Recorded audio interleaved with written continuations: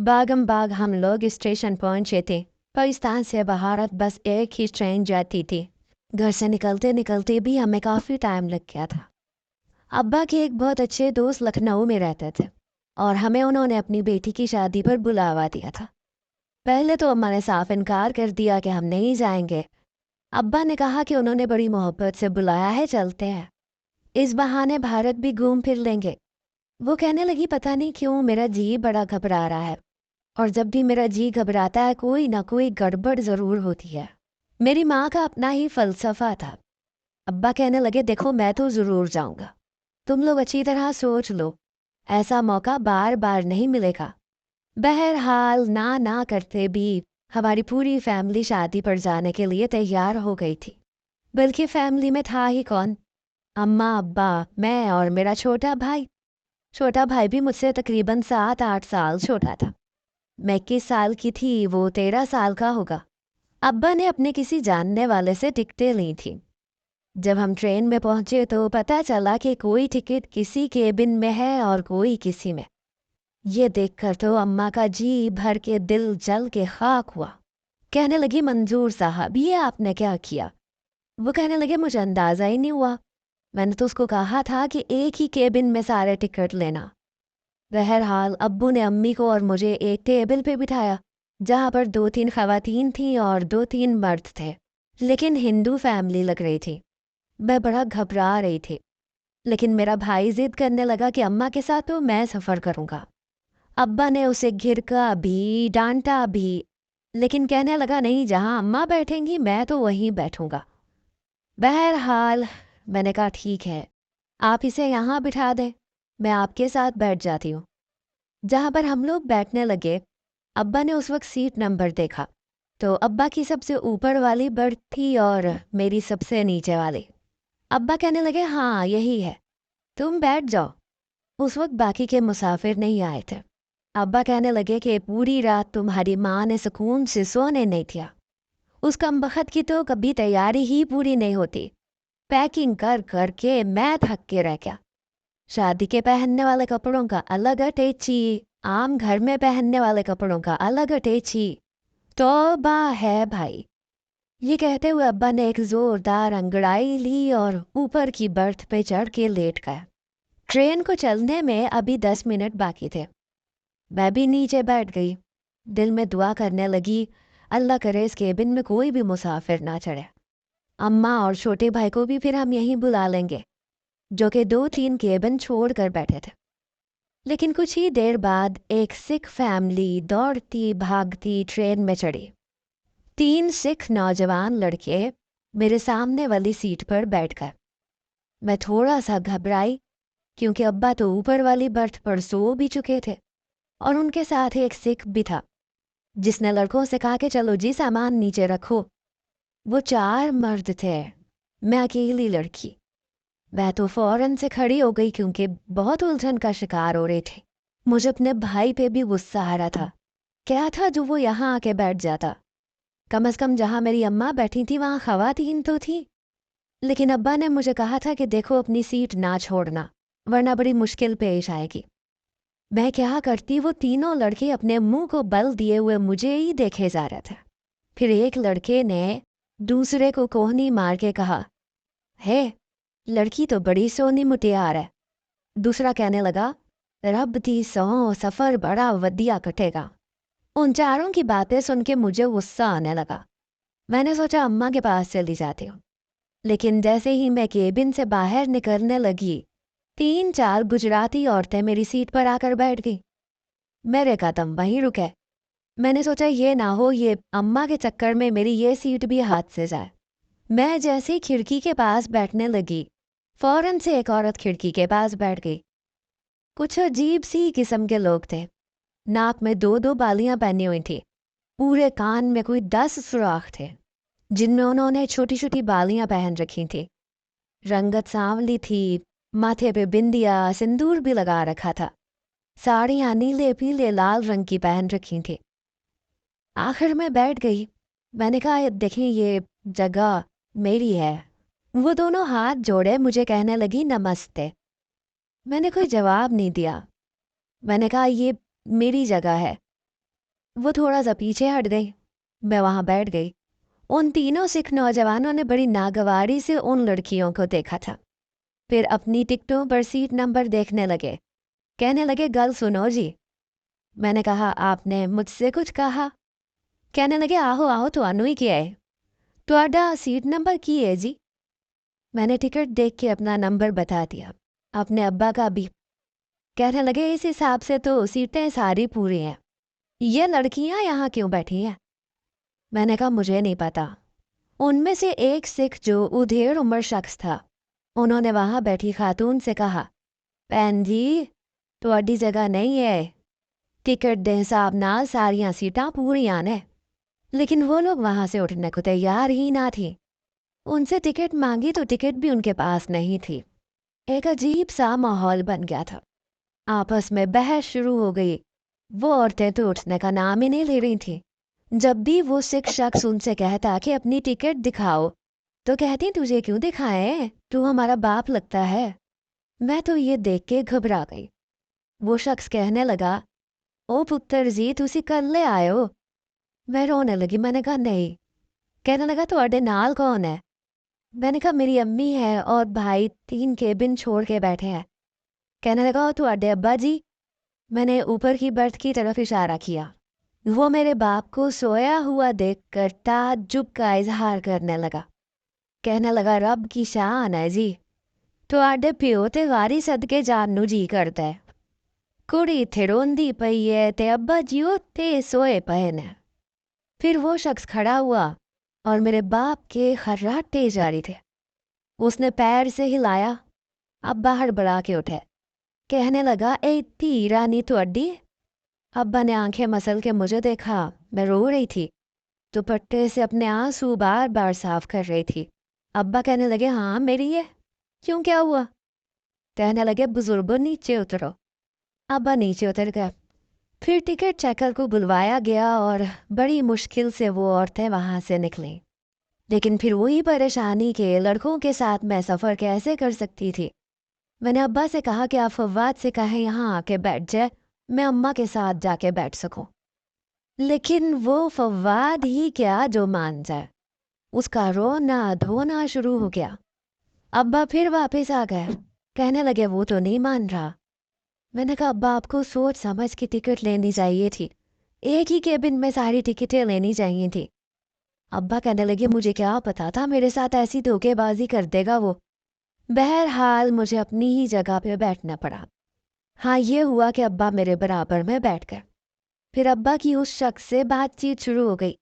वो लोग लखनऊ के रहने वाले थे, पर थे सिख।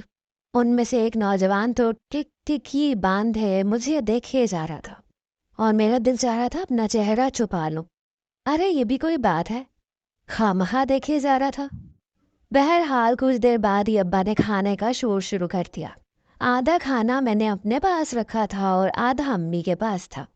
मैंने टिफिन खोल के अब्बा के सामने रख दी।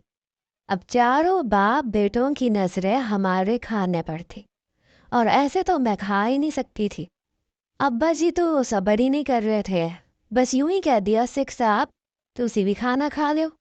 और वो तो जैसे इंतजार में थे। फौरन से कहने लगे, क्यों नहीं क्यों नहीं। अब्बा ने एक प्लेट में सालन भी डाल दिया, रोटी भी पकड़ा दी। चारों बाप बेटा खाना खाने में मसरूफ हो गए। वो नौजवान खाने के दौरान भी मुझे देखते हुए यूं ही मुस्कुरा रहा था जैसे पता नहीं क्या हो गया।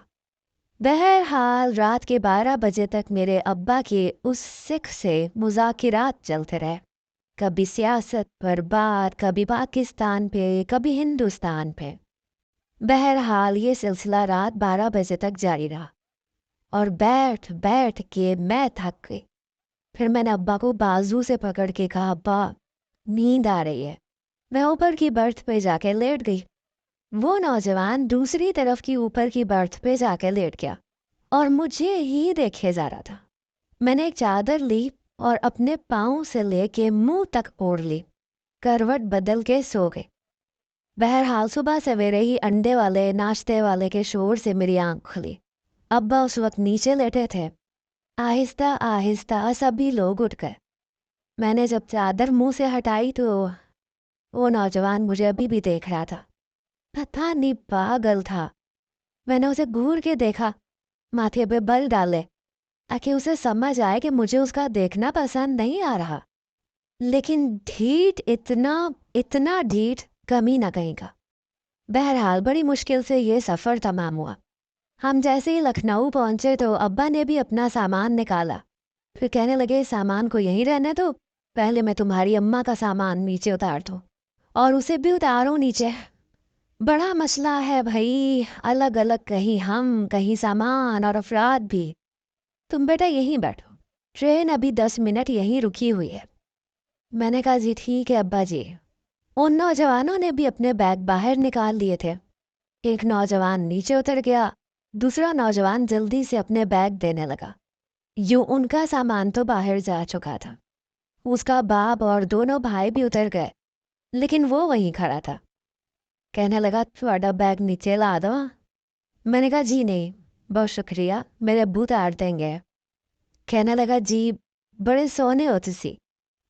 मैंने उसकी बात सुन के उसे गुस्से से देखा।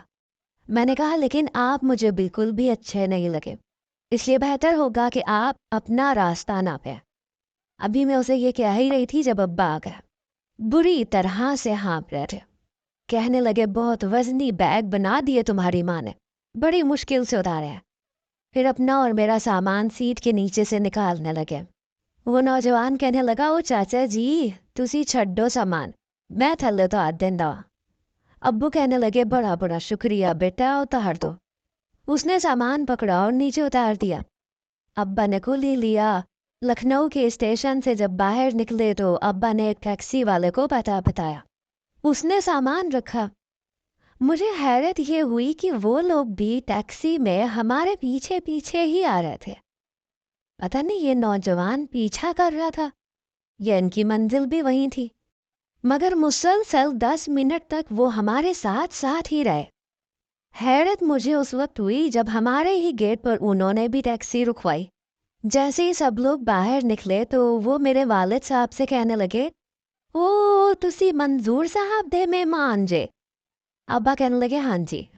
वो कहने लगे, ये तो साढ़े पड़ोसी ने। अब्बा कहने लगे, हाँ जी, हम इन्हीं की बेटी की शादी पर आए हैं। वो बड़े खुश हुआ। कहने लगा, फिर तो आपके साथ हमारा उठना बैठना लगा रहेगा। वो नौजवान तो ऐसे खुश था जैसे उसकी दिली मुराद पूरी हो गई हो। हम मंजूर साहब के घर गए। उनकी तो उर्दू बड़ी ही खालिस थी। उनकी बेगम हमसे गले मिली। कहने लगी, हम आपके बहुत मुंतज़िर थे, सुबह से आप लोगों के इंतज़ार में पलकें बिछाए बैठे थे कि कब आप लोग आए। आप लोगों को यहाँ तक पहुँचने में ज़्यादा दिक्कत का सामना तो नहीं हुआ। हमने कहा, नहीं, हम सब खैरियत से पहुँच गए। उनकी बेटी भी मुझसे गले मिली। बड़े ही अदब आदाब वाले लोग थे। चूड़ीदार पजामा उनके मर्दों ने पहन रखा था, सफ़ेद कुर्ते, सर पे टोपी, और औरतों ने भी सर ढांपे हुए थे। यूं तो मंजूर साहब के सभी बच्चों की शादी हो चुकी थी, लेकिन बस सबसे छोटी बेटी ही रह गई थी, और उसकी शादी वो बहुत धूमधाम से करना चाहते थे। इसीलिए हमें ख़ास पाकिस्तान कराची से बुलवाया था। कई बार मंजूर अंकल तो पाकिस्तान आए थे, अपनी बीवी को भी लेकर आए थे, छोटी बेटी को भी, और हमने भी उनकी काफ़ी खातिर तवाज़ो की थी। लेकिन हिंदुस्तान आने का हमारा पहला इत्तेफाक था। खाना खाने के बाद हम लोग सो गए, लेकिन जैसे ही शाम को उठे तो आस पड़ोस के लोग उनके सहन में मौजूद थे। उनमें हिंदू, सिख, मुसलमान सब शामिल थे। हम तो यही सुनते आए थे कि वहाँ पर मुसलमान और गैर मुस्लिमों की आपस में बनती ही नहीं है, लेकिन यहाँ तो सब आपस में यूं बैठे थे जैसे एक ही ख़ानदान के लोग हों। पाकिस्तान में रहने वाले लोग भी शायद ये सोचते हैं कि हिंदुस्तान में मुसलमान और गैर मुस्लिम का तनाज़े अब भी तक जारी है, लेकिन मंजूर साहब के घर में रहकर हमें ऐसा महसूस ही नहीं हो रहा था। सभी उनकी खुशी में शामिल थे। उनकी बेटी बैठी हुई थी और सब लड़कियां ढोल की थाप पर गाने गा रही थी। मैं भी उन्हीं के बीच में बैठ गई। कुछ देर बाद वहां पर आस पड़ोस की लड़कियां भी आ गई, जिनमें हिंदू मुसलमान सब शामिल थे। ढोल बजने लगा, भंगड़े डलने लगे। उन भंगड़ों में वो नौजवान भी था। वो अभी भी बार बार मुझे मुस्कुरा मुस्कुरा के देख रहा था। मैंने नोट किया कि उसकी बस मूछें थीं। उसने अपने सर पे बाकी भाइयों की तरह रुमाल नहीं बांध रखा था, भंगड़े डाल रहा था। फिर लड़के और लड़कियां इकट्ठे नाचने लगे, लेकिन मैं अपनी जगह बैठी रही। 2-3 दिन बाद मेहंदी का फंक्शन था जो बाहर टेंट लगाकर करना था, लेकिन मंजूर साहब के घर में आना जाना लगा हुआ था। फूलों के सारे शॉपर उन्होंने मेरे हाथ में दिए। कहने लगे, बेटा इसे स्टोर में रख दो, फैंसी प्लेटों में रख के डाल के ले आना। मैंने ला के रखी। कहने लगे, ये फूल इनमें डाल देना, जैसे ही लड़के वाले आएंगे तो फिर मुश्किल नहीं होगी। मैंने कहा, जी चाचा जी। मैं ये कह के स्टोर रूम में चली गई।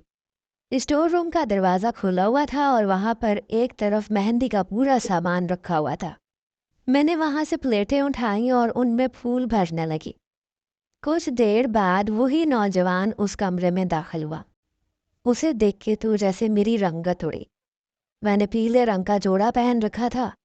कहने लगा, तुसी हर वेले गुस्सा क्यों कर दे हो? जदों वेखो लाल पीले ही नजर आंदे हो। मैंने कहा, आपको यहाँ पर क्या करना है? कहने लगा, तुसी बड़े सोहने हो जी। मैंने कहा, देखिए मैं यहाँ पर सिर्फ शादी देखने आई हूँ और आप जानते हैं ना, आपका मज़हब और हमारा मज़हब बिल्कुल अलग है। आप बार बार मुझे देखा ना करें, मुझे अच्छा नहीं लगता। वो कहने लगा, दिल ते किसी दा जोर नहीं चलता जी, बाकी रह गई मज़हब दी गल ते मैं। उसने बात यही तक की थी जब सनूबर की सहेलियां अंदर आ गई। सनूबर मंजूर साहब की बेटी का नाम था। मुझसे फूलों की प्लेटें लेने लगी। मैं उनके साथ ही बाहर निकल गई। मुझे उस लड़के से ना तो कोई गर्ज था और ना ही मैं ऐसी किसी मुसीबत को पालने के चक्कर में थी। पता नहीं उसे क्या तकलीफ थी, अपने काम से काम क्यों नहीं रख रहा था। मैं बाहर गई तब भी मैंने देखा कि वो मेरे ही आगे पीछे घूमता हुआ नजर आ रहा था। बहरहाल मेहंदी भी हो गई और इसी तरह शादी भी। जैसे ही हमने वलीमा देखा तो वापसी की टिकटें भी करवा ली थी। जिस दिन हमने वापस जाना था उससे एक रात पहले मैं अपने कमरे में सोई हुई थी। वो नौजवान उस कमरे में आ गया। मैं तो उसकी जुर्रत पर हैरान थी। कहने लगा, मेरी बात सुनो, 2 मिनट बाहर सहन में आ जाओ। मैंने कहा, तुम्हारा दिमाग खराब है, तुम इस वक्त मेरे कमरे में कैसे आए? अगर मैं शोर मचा दूं तो? मेरी बात अभी मुंह में ही थी, उसने मेरे मुंह पे हाथ रखा। कहने लगा, बस 2 मिनट की बात करनी है। मैं उठकर बाहर आ गई। कहने लगा, आप मुझे अच्छी लगती हैं, मैं आपसे मोहब्बत करने लगा हूँ। मैंने कहा, तुम्हारा दिमाग तो ठीक है, तुम जानते हो ऐसा कुछ मुमकिन ही नहीं है। कहने लगा, मैं बेशक सिख फैमिली में रहता हूँ, लेकिन ये लोग मेरे अपने नहीं हैं। मैं मुसलमान हूँ। मैं एक मेले में खो गया था। उस वक्त मेरी उम्र 6-7 साल थी तो सिख साहब मुझे अपने साथ ले आए थे। उन्होंने मेरे वालिदैन को भी बहुत ढूंढा, लेकिन वो कहीं मिले नहीं। फिर मैं इनके साथ रहने लगा। लेकिन मैं ये अच्छी तरह से जानता हूँ कि मैं मुसलमान हूँ और मैंने एक मुसलमान घराने में ही आंख खोली है। मैं इन लोगों के किसी भी दीनी रस्मों रिवाज में शामिल नहीं होता, नमाज भी पढ़ता हूँ और मुझे कभी उन्होंने मना नहीं किया। हाँ, मुझे अपने बेटों की तरह रखते हैं, कभी किसी चीज़ में कमी नहीं आने देते। कहने लगा, अब तो तुम्हें कोई एतराज़ नहीं होना चाहिए। मैं उसकी बात हैरत से सुन रही थी। मैंने कहा, मैं कैसे यकीन कर लूँ? कहने लगा, कलमा सुना दूँ? मुझे कलमा भी आता है, नमाज भी आती है। मैं कलामे पाक भी पढ़ता हूँ, वो भी पढ़ना आता है। बाकी का सिंह साहब खुद बता देंगे। अभी वो बात कर ही रहा था जब किसी ने सहन का बल्ब खोल दिया। हम दोनों को देखकर मंजूर साहब की आंखें फटी की फटी रह गई। मैं तो बहुत बुरी तरह से घबरा गई। वो सीधा उस नौजवान के पास आए जिसका मैं नाम तक नहीं जानती थी। पता नहीं उसने जो कहानी मुझे सुनाई थी वो सच्ची थी या झूठी, लेकिन मंजूर साहब ने उसका गिरेबान पकड़ लिया। कहने लगे, यहाँ क्या कर रहे हो? ये हमारे मेहमान है। हमारे यहाँ मेहमानों की बहुत इज्जत की जाती है। तुम्हारी यहाँ आने की हिम्मत हुई तो हुई कैसे? एक शोर सा मच गया। मेरे वालिदैन भी वहां पर आ गए। मंजूर साहब की बीवी भी उठ के बाहर आ गई। बात काफी बढ़ गई। मेरे अब्बा भी उसे गुस्से से देख रहे थे। मैं अपनी माँ के पास जाके खड़ी हो गई। वो मुझसे पूछने लगी, तुम यहाँ क्या कर रही थी? मैंने कहा, ये लड़का मुझे उठा के बाहर लाया था, कह रहा था बात करनी है, ये मुझे परेशान कर रहा था। मंजूर साहब ने फ़ोन किया तो उसके घर वाले भी आ गए। मंजूर साहब ने सिख साहब को बहुत बुरा भला कहा कि हम तो आप पर बड़ा भरोसा करते थे, आपके बेटे ने जो किया है बहुत बुरा किया है। जब उन्होंने अपने बेटे से पूछा तो कहने लगा, मुझे ये लड़की अच्छी लगती है। ये सुनना था कि मेरे तो बाप का पारा हाई हो गया। वो कहने लगा कि मैं मुसलमान हूँ। सिख साहब ने भी कहा कि ये लड़का हमें मेले से मिला था, लेकिन मेरे वालिद फिर भी इस रिश्ते पर आमादा नहीं थे। वो कहने लगा, मैं आपकी बेटी को बहुत खुश रखूंगा, लेकिन मेरे बाप ने उसे बहुत मारा। मंजूर साहब ने भी मारा। कहने लगे, आइंदा ऐसा सोचना भी मत। अगली सुबह हमारी ट्रेन थी, हम वापस पाकिस्तान चले गए। बात आई गई हो गई, लेकिन ये वाकया मेरे लिए अजीब व गरीब किस्म का था। बहरहाल इस बात को 3 साल गुजर गए। मैं भूल भाल भी चुकी थी। मेरी वालिदा का दरबारों पर बड़ा यकीन था, इसलिए जब भी वो कोई मन्नत मांगती थी तो पूरी होने पर दरबार पर ज़रूर जाती थी। मैं भी उनके साथ चली जाती थी। अभी भी उनकी एक मन्नत पूरी हुई थी जो मेरी वालिदा ने अपने घर के लिए मानी थी। अल्लाह ने हमें अपना घर दे दिया था, इसलिए हम दरबार पर हाजिरी के लिए चले गए। उन्हीं दिनों अम्मा मेरे रिश्ते के लिए भी फिक्रमंद थी। कहने लगी, इस बार तुम्हारे रिश्ते की मन्नत मांगूंगी। हम लोग दरबार में गए, चादर चढ़ाई। अम्मा ने वहाँ पे गरीबों को चादरें तकसीम की।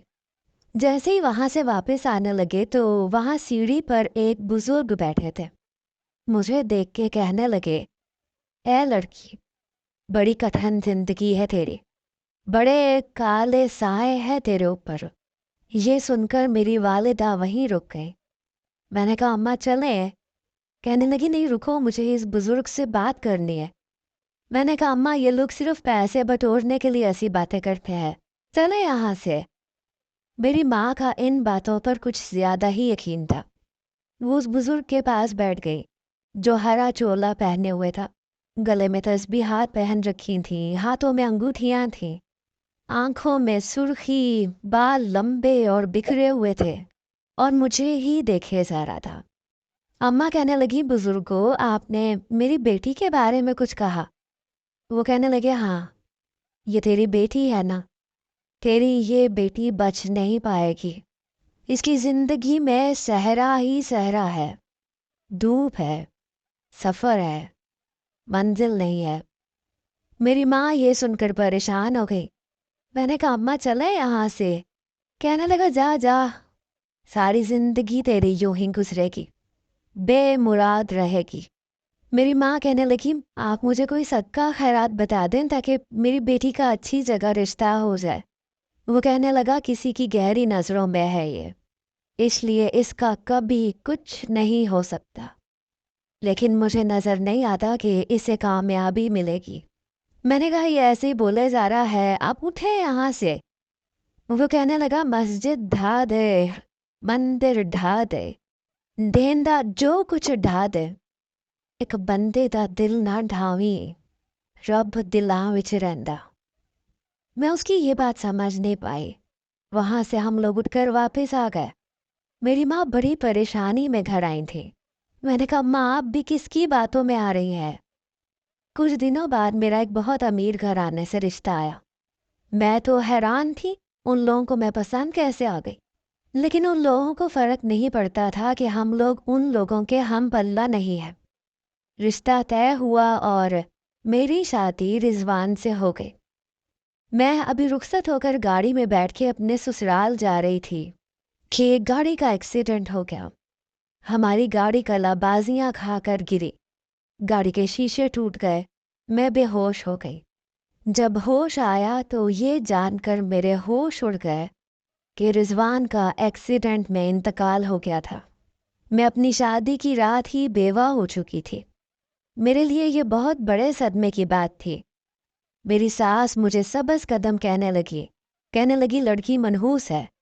जैसे ही मेरे बेटे के नाम हुई फौरन से मेरा बेटा मर गया। میں اسے اپنے گھر میں نہیں رکھوں گی۔ میں روتے دھوتے اپنے گھر آ گئی۔ میری ماں کہنے لگی پتہ نہیں میری بچی کو کس کی نظر لگ گئی۔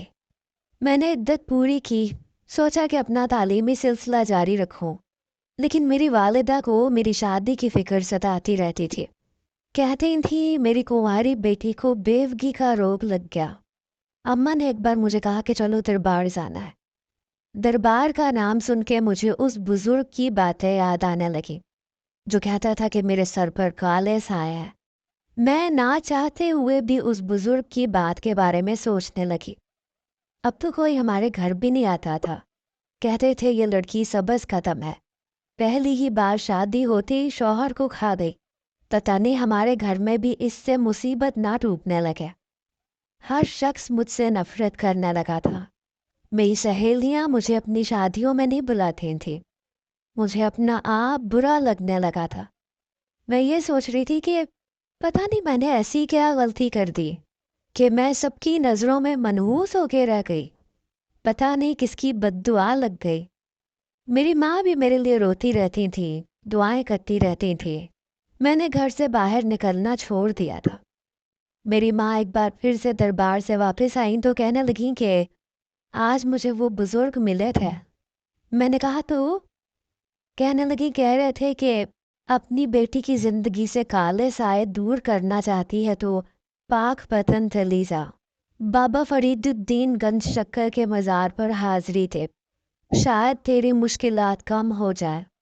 میں نے کہا اماں مجھے کہیں نہیں جانا، لیکن میری والدہ مجھے زبردستی وہاں لے گئی۔ اس دربار پر جاتے ہی میں نے ایک نوجوان کو وہاں دھمال ڈالتے دیکھا۔ لال اینٹوں کے تپتے صحن میں وہ دنیا سے بیگانہ بس دھمال ڈالے جا رہا تھا۔ دنیا اسے دیکھ رہی تھی۔ میں نے پہلے تو توجہ نہیں دی، لیکن جب اسے غور سے دیکھا تو میرے ہوش اڑ کے رہ گئے تھے، کیونکہ وہ تو وہی